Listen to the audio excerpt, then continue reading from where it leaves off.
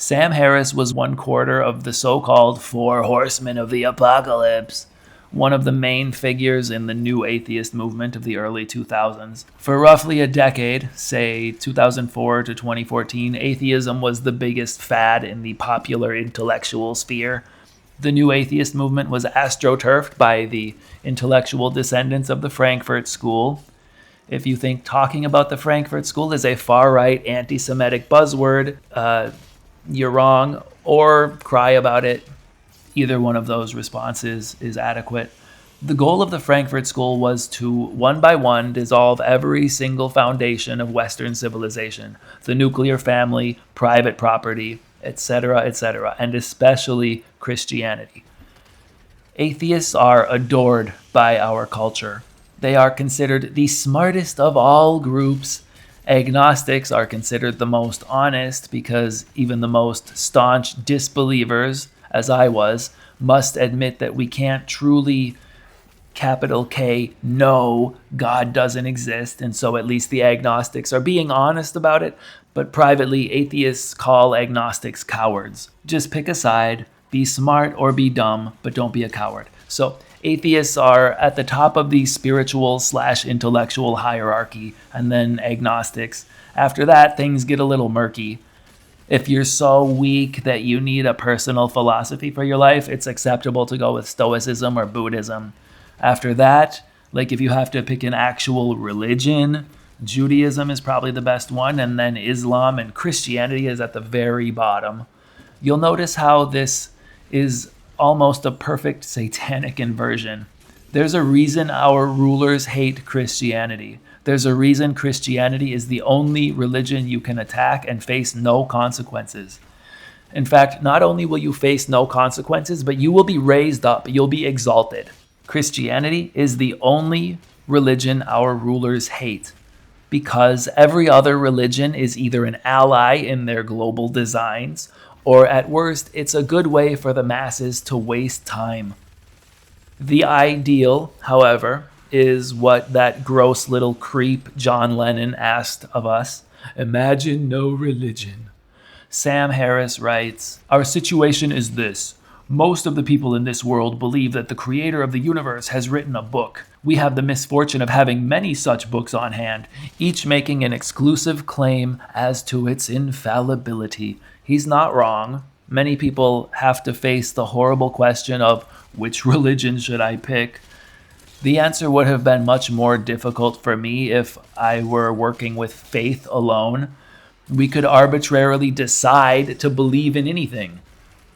This is why I am grateful for having studied geopolitics and power. When I examine the grand arc of history, I cannot escape the conclusion that since Christianity is the one most hated by the worldly power structure, it must be the correct one. I sometimes call myself the worst Christian for this reason. I didn't come to Christ because I believe in him. I came here because I saw evil clearly at work in my country, and I figured out who my enemies are, and then I made the decision to never do what my enemies want me to do.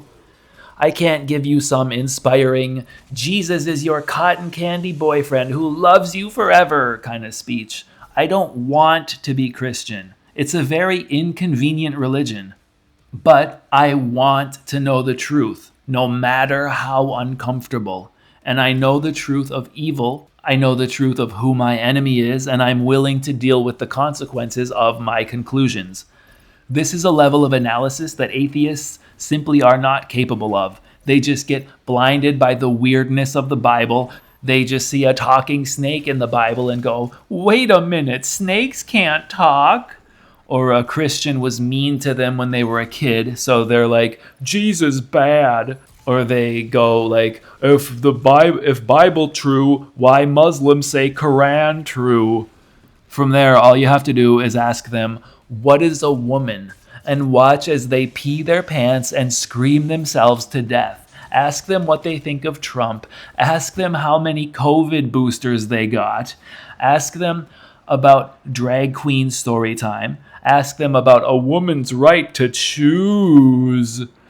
They will expose themselves as someone who lives in an alternate reality, someone who believes whatever the TV tells them.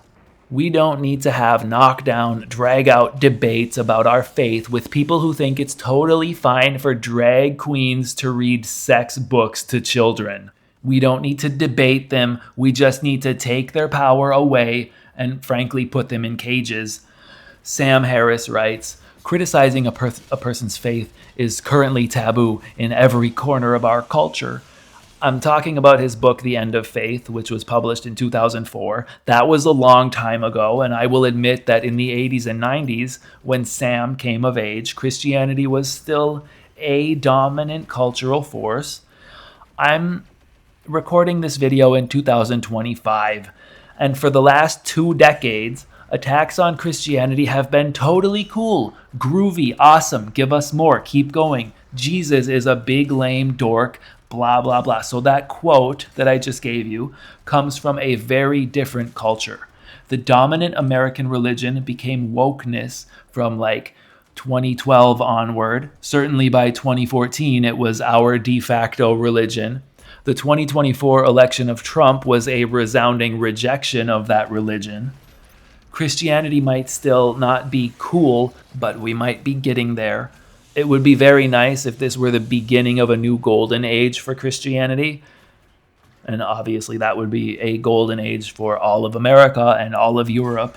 Anyway, one of the End of Faith's central themes, as Sam writes himself, is, quote, religious moderates are themselves the bearers of a terrible dogma. They imagine that the path to peace will be paved once each of us has learned to respect the unjustified beliefs of others. Again, on this point, I have to agree, and I will turn it back around on him. He is a moderate in the religion of woke, and as such, he bears almost as much responsibility as his fellow co-religionists for the harm done in the name of their disgusting death cult. Tear babies limb from limb so their mothers can work in a cubicle and raise cats. Burn down entire cities because a man overdosed near a police officer. I could give a dozen examples of the kind of garbage that Sam Harris from 2004 would have no choice but to agree with. One question. If Sam is so rational, why does he cry all the time on his podcast about Donald Trump, who until 2025 was basically just a milquetoast 90s Democrat? And still, that's what he is. He is a milquetoast 90s Democrat. Sam Harris writes, the church has been politically hobbled in the West, and I'm glad he said it. It's true, but it's Schrodinger's religion. Atheists will claim that the persecution of Christianity isn't happening. You guys are in charge, so don't be paranoid. But when you point out examples, they will turn around and say, it is happening, and here's why that's a good thing. Back in 2004, quote, 35% of Americans believe that the Bible is the literal and inerrant word of the creator of the universe. Another 48% believe it is the inspired word of the same, unquote. Nice, but I'm sure those numbers have dropped drastically since Sam and his astroturfed atheist friends became popular and then died poetically. Hitchens. He writes, this means that 120 million of us placed the Big Bang 2,500 years after the Babylonians and Sumerians learned to brew beer. 2 responses. 1, cry about it, Sam. 2, what is a woman? I love that question so much. The guy who popularized it is a lackey of Ben Shapiro, so that's unfortunate. But it's a great question because it exposes these dumb losers. If you're so friggin' rational, you should have no problem explaining what a woman is. And in 2025, the only people who can answer that question are religious people. Islam and Christianity may never be true allies, but at least we all know what a woman is. Atheists will never understand what it's like to be right about this question. Sam writes, most Christians and Jews do not read the Bible in its entirety and consequently have no idea just how vigorously the God of Abraham wants heresy expunged. Interesting. Is Sam suggesting we go on another crusade? Is he saying this might be a likely result if more Christians read the Bible? Is this perhaps why he and the entire new atheist movement got astroturfed into popularity in the first place, specifically to prevent millions of young Americans and European men from reading the Bible and putting on the armor of Christ? Who might benefit from keeping millions of young men away from the Christian faith? He tries to get clever, quote, tell a devout Christian that his wife is cheating on him or that frozen yogurt can make a man invisible, and he is likely to require as much evidence as anyone else and to be persuaded only to the extent that you give it. Tell him that the book he keeps by his bed was written by an invisible deity who will punish him with fire for eternity if he fails to accept its every incredible claim about the universe, and he seems to require no evidence whatsoever. That's a very good point, Sam. Now, please tell me, what is a woman? If a man who believes all the weird stuff in the Bible is able to answer this question more easily than you, Sam, what does that say about the powers of rationality? Where's your atheist messiah now? So we're in a sea of absolute psychopathy right now. We are indulging Sam Harris's stupidest fantasies. But let's take a break to hear something that's actually edifying. The Orthodox monk Seraphim Rose said, atheism, true existential atheism, burning with hatred of a seemingly unjust or unmerciful God, is a spiritual state. It is a real attempt to grapple with the true God, whose ways are so inexplicable even to the most believing of men.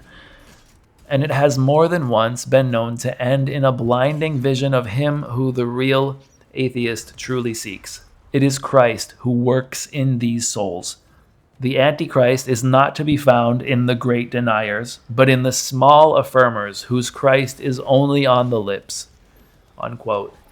So just throw away all of Sam Harris's entire body of work. He has written volumes and volumes of sheer garbage, and yet those volumes cannot compare with one tiny paragraph from a largely forgotten monk. I don't know if Seraphim Rose's quote applies to people like Harris and Hitchens. I don't think it does. I don't know if they have existential atheism that burns with hatred of a seemingly unjust or unmerciful God. I was honest in my atheism. I didn't do it for money. Harris, Hitchens, Dawkins, and Dennett all got rich. They all got nice, fat book deals. A big point Sam likes to make is that religious moderates are just people who benefit from secular knowledge while remaining ignorant of the full text of the Bible. He claims that religious moderates are therefore smarter than the extremists. Let's do an experiment. Let's invent 3 teams: Team Atheist, Team Moderate, and Team Extremist. Here's the challenge. Tell me what a woman is. Team Atheist will do hilariously bad at this challenge. They'll start talking about cultural constructs and just a bunch of bullshit. Team Moderate will do a little bit better. And Team Extremist will win easily, hands down, no difficulty at all, no question.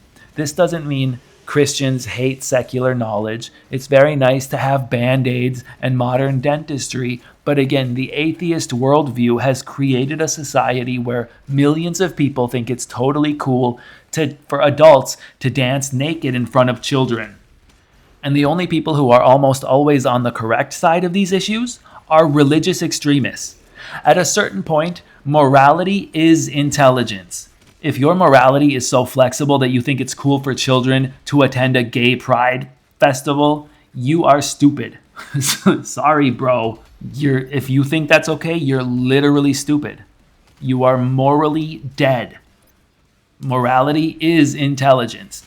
It's no longer even a discussion about morality. It's a discussion about you being a complete idiot who shouldn't even be in charge of a packet of ketchup. You need to be institutionalized. Sam Harris rails against tolerance. He says tolerance is what allows so many evils. And I agree with him. We are tolerating too much from atheists. Christians need to become intolerant again. We can no longer afford the luxury of letting amoral psychopaths rule over us. We need strong men of God to lead our nations. Sam poses an interesting hypothetical, writing, "What if all our knowledge about the world were suddenly to disappear? Imagine that 6 billion of us wake up tomorrow morning in a state of utter ignorance and confusion." It's not really a hypothetical, though. Sam and his co-religionists have caused people to believe that it's awesome and groovy to give kids puberty blockers. They tell us it's totally cool for women to cut their breasts off because they want to become men. But okay, let's play Sam's game. In this new world where all of our knowledge is magically deleted, we would immediately understand that men and women are two distinct sexes. So even if you reduced humanity to its dumbest point in history, we would still be smarter than the current atheist paradise that Sam has helped create. All this talk of birthing people and pregnant men would disappear. It reminds me of a passage from the Bible. You will know them by their fruits. The fruits of atheism are pregnant men and abortion clinics in every city. Sam can play rhetorical games all day, but ultimately his people have brought our society to a place that wouldn't even have been imaginable for a fiction novel 20 years ago. And I bet there is at least one science fiction expert listening to this who knows about the glorpulous planet of Norgano 5 in the novels of the great Blizzum where everybody could change gender at will. You know what I mean, dude. Much of The End of Faith is aimed at Islam, and I don't have anything negative to say about those parts, but if you dislike that religion, then you will be happy to know that America and Europe will once again be ginned up into anti-Muslim frenzy as the war machine pursues conflict with Iran.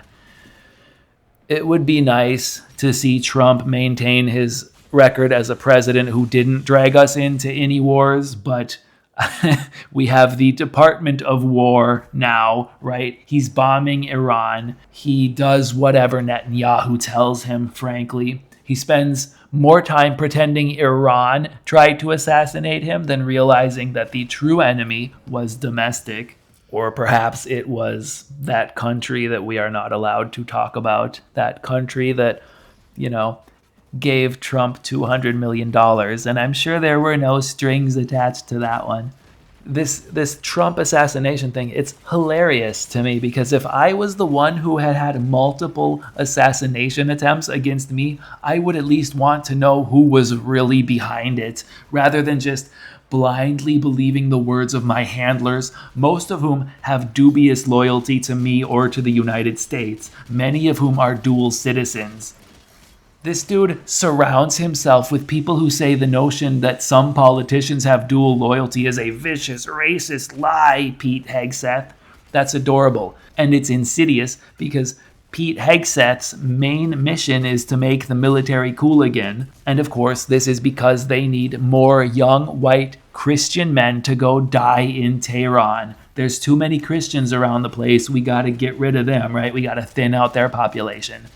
They weren't able to trick us into fighting for Ukraine. But now that we have some people who the right thinks are good people back in the government, buckle up, boy.